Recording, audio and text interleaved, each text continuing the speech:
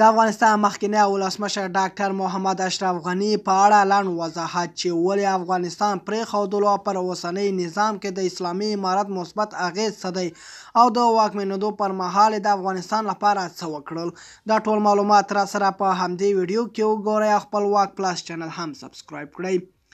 محمد اشرف غني د مثبت فکر خاوند و، نه تښتېدلی و، نه یې ډاله وړي ول. له ځان سره د 2 کتابونه او ټول هغه اسناد وړي ول چې د نړیوالو سره د افغانستان په پیاوړتیا او ستراتیژیکي پروژو کې لاسلیکونه کړي ول، تر څو چې پر نظام کې داخل لاستوني ماران یې له منځه یونسي. پر اوسنی نظام د اسلامي امارت مثبت اغېز دا دی چې نړیوالو پر مخ د ترهګرو په نوم د اسلامي امارت بدنامولو څخه مخه یې ونیوله، او هغه داسې چې د یکشنبې پر ورځ د سهار د امریکا ځواکونه د ارګ ته ورځي او اشرف غني ګارډونه خالصه کوي او د استعفا غوښتنه کوي.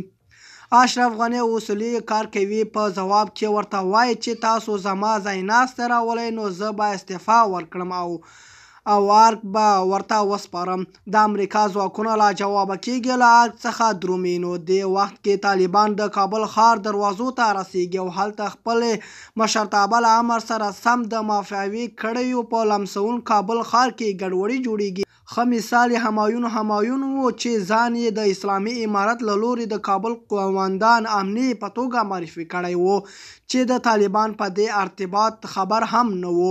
طالبان د امن د تامین په خاطر د ولس پر غوښتنه مجبوره کیږي چې ښار ته داخل شي.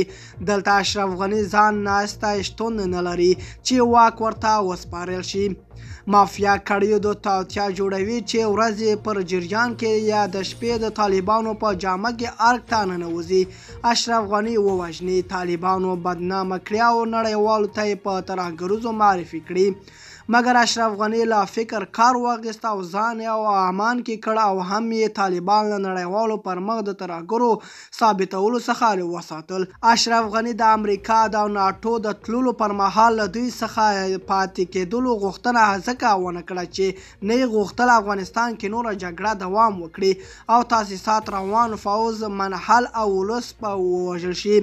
محمد اشرف غني د امنیت په تامین کولو، په اقتصاد، سیاسي او له سولې ته په لیوالتیا په انتها ډېر هلې ځلې کړې وې، مګر په نظام کې داخل لستوني ماران یې د خپلو شخصي ګټو د بقایا لپاره هیڅ هم ونه غوښتل، حتی د سولې سخت مخالفه و.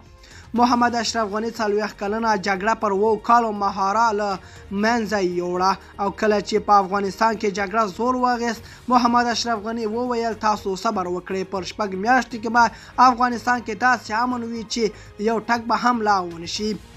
ولس ورخطا و چې نړیوال ګاونډیو د امریکا همدغه غوښتل چې جګړه زور واخلي، مګر د اشرف غني پلان منفي نه بلکې مثبت و چې د سیاست ګاونډیو او امریکا ټول افغانان ولس حیران کړل. ګاونډیانو او د امریکا خوشحاله وه چې یو ځل بیا پر افغانستان کې جګړه تودېږي، نو مګر اشرف غني پلان جګړه نه وه بلکې سوله وه. په یو څو ورځو کې په سوله ایز یا محدودیتونو افغانستان را څرګند کړي. نو د افغانستان مخکنی ولسمشر محمد غني مثبت فکر یو څو نمونې وې.